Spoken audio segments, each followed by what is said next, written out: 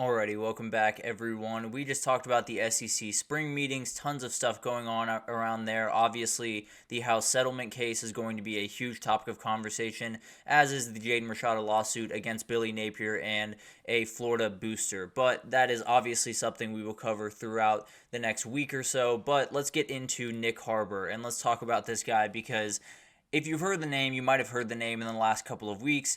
If you have, it's not because of football, which sounds weird. This is a South Carolina tight end, wide receiver, edge rusher. Who knows what he is? He's just remarkable. But if you've heard his name recently, it's because of track, his other sport. He was a track star for the Gamecocks this upcoming year and might just be heading to the Olympics at some point here soon. So this is a very fascinating guy. This is one of those guys that you just want to see on the football field as soon as possible. I want to see him as much as I can, and it seems like we might have to wait just a little bit to see him. He was a very talented five-star wide receiver coming in last year. Had about 12 catches, about 200 yards really a year ago. So not necessarily the most productive year in the world, but this is a kid that the ceiling is sky high. There's no two ways about that. He can do really, really incredible things. I think he's going to be a go-to option for them this upcoming year. Now, the problem with that is he is currently going through kind of Olympic trials, getting into the Olympic circuit right now for sprinting, and the dude is crazy fast. I'll put it that way. He put up a personal best about a week ago, I think, when he ran a 2020 in a 20 meter and 200 meter dash, and then you also had him run a 100 meter dash in 10.11, which is faster than Tyreek Hill, to give you an idea of what this kid's about. And he's not just a wide receiver, he's an edge rusher. He can play tight end. So this is a bigger body. I have no earthly idea how he can move that quickly. This might be the outright best athlete in the entire country. He can do things on the football field that are absolutely insane. He can do things on the track that are maybe more insane. He really is the top 0.0001% of people on planet Earth when it comes to athleticism. Dude's an absolute freak of nature, and it's a very interesting conversation because there's obviously a guy that is doing incredible things on the track, and you want to, let him live that out, but also he's missing big time for the football team during spring. He's missed some different practices and things of that nature, and it's definitely not necessarily ideal for that team, but Shane Beamer has been very, very made no question about it. He has said time and again that this is what he wants to do, and he is absolutely supportive of him doing that. And I very much, applaud him for doing that because I don't know that every football coach would have the same reaction. I do believe that the majority of them would be very, supportive of him and push him in that direction, but also you want that guy, on the football field. You want that guy preparing for the upcoming year because he's going to be a huge player for you. So he's going to be really, really interesting to watch. The Olympic trials will be held in June in Oregon, so it'll be really, really interesting to watch. I think if he runs well, he could be in the Olympics in Paris in July 26th and running through August 1st. So that would definitely create a little bit of a problem, but the reality is he's doing something that is far beyond South Carolina football. That's far beyond college football in general. When you have a chance to go to the Olympics, it's no question. This kid should absolutely pursue that to the full degree that he can. Now, if it doesn't work out, find your way back to Columbia, South Carolina, and let's get to work. But the reality is this kid is doing really, really remarkable things. And I think when you look at how a lot of things work today where you got to pick a sport or you got to be a specialist or things like that, I love when a kid is not only able but encouraged to play multiple sports, especially at the college level. I think especially track, when you're talking about football players, that is the sport that I think a lot of football coaches would like their guys to be playing around this time of year, would like to be participating in. I never know if it's playing or not, but this guy is just absolutely remarkable. Let's talk about him on the football field a little bit because he's someone that came in as a wide receiver. He was the 15th player in the country in 2023 and was just absolutely remarkable. Chose South Carolina over Maryland and Michigan during his prospects and came in as a wide receiver and played wide receiver his first year.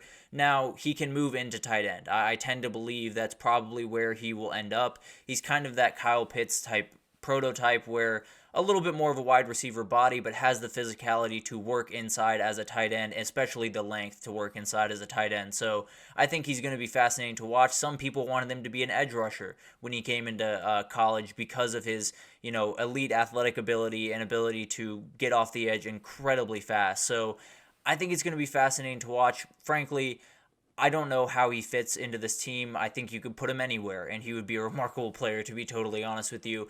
If it were up to me, I'd love to see him on both sides of the ball, playing wide receiver and edge rusher, but that's not really possible. The amount of battering that he would take playing edge rusher and possibly wide receiver / tight end would just be too much for him to take. So I don't necessarily expect that to happen. Now, I would love to see it happen. If we could turn off injuries for one player in the country, I might just do it for this kid right here, but he's one of those guys that is going to be remarkable to watch, not only on the football field, but on the track over the next little bit. If he finds his way to Paris and then, I don't think he's going to win a gold medal or do anything crazy, but let's say he finds his way to Paris and does, incredible things there, and then after August 1st finds his way back down to South Carolina and tears apart, the SEC this upcoming year. It could be one of the best stories in college athletics. It could be one of the best stories in sports over the last little bit, because that is a feat that we have not seen in quite some time, and I don't know how often we'll see it in the future. So it'll be really interesting to watch this develop. Obviously, him not being there right now is less than ideal. It's not necessarily what you want for your team, especially when you're breaking in a new quarterback in Lenora Sellers, who isn't necessarily the greatest passer in the world. So you want that connection between him and especially Nyck Harbor to really develop as quickly as possible. There's so many different things that kind of go on. I think you're fighting kind of a weird battle if you're South Carolina, because obviously you support him to go do what he wants to do, and there's no two ways about that, and you absolutely should do that, because he deserves that type of support, and he deserves to go off and, do the things that he wants to do, especially on the track, and especially possibly getting to the Olympics. But also, you're going into a year that's super important. Shane Beamer is in a position where he's done great things for his first 2 years, but it feels like the kind of aura and effect is kind of starting to wear off around there. It feels like people are starting to be like, okay, let's start winning some more football games. Let's start building some things up in Columbia. So it'll be interesting to see how this season develops. I think Nyck Harbor is one of those guys that you put him anywhere on the field, he's going to make a difference for you. And honestly, he could miss the rest of fall camp and miss a lot of the stuff, and I still think he could be a difference maker. But when you talk about the SEC, as we've talked about a number of times on here, you're splitting hairs. You're deciding between, you're trying to make 1% better. You're trying to get 1% better so you can jump a couple of teams, because the reality is there are a lot of teams in that middle part of the SEC that are really clumped up, and South Carolina finds themselves a little bit lower on that list than they would probably like, and Nyck Harbor is one of those guys that could take them much, much higher on that list throughout that time. But at the end of the day, it's one of those things that you can, put your college football team ahead of everything else, and you can, prioritize that to the nth degree, which is what I think Shane Beamer does, to no question about it. But also, this guy has a chance to do something that very few people on planet Earth get a chance to do, which is represent his country in the Olympics and do something that, let's be totally honest, is a lot bigger than Columbia, South Carolina. And I think it's one of the coolest stories in college football this upcoming year. It's one of the coolest stories over the next couple of weeks as he goes into Olympic trials up in Eugene and tries to compete to get to that next level. So he's one of those guys that I'm going to be watching incredibly closely, especially coming around to the football season, because I think the ways that they can use him are so plentiful, it's going to be insane. You can put him outside at wide receiver and have him be kind of a red zone threat. You can put him at tight end and he can be a really solid blocking guy while also being the pass catcher that he's capable of being.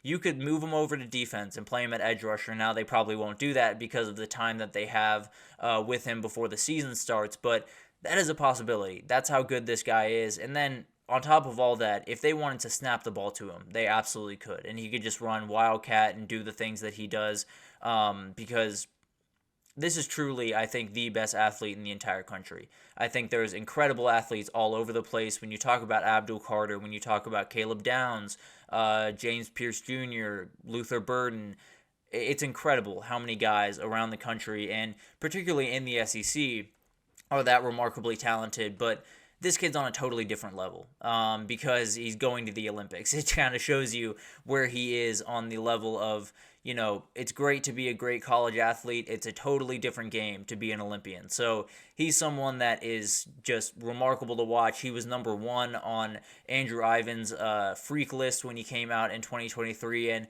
he might be the number one freak in all of college football right now, to be totally honest with you. I think he's one of those guys that you have a team like South Carolina where maybe you don't feel the most confident going into this year. Maybe you don't necessarily love where you're at with a lot of the different things going around, but when you have Nyck Harbor, a lot of those worries are kind of subsided a little bit. He's one of those guys that totally transforms a team, totally transforms a program. I think he can be a player that makes Billy Napier makes Shane Beamer very, very happy, and definitely gets him a little bit further down the line where he wants to be with this South Carolina team, and where they kind of showed they could be with Spencer Rattler in some different parts of his tenure there. So I think this guy is going to be fascinating to watch. I think Lenora Sellers is going to be fascinating to watch with South Carolina.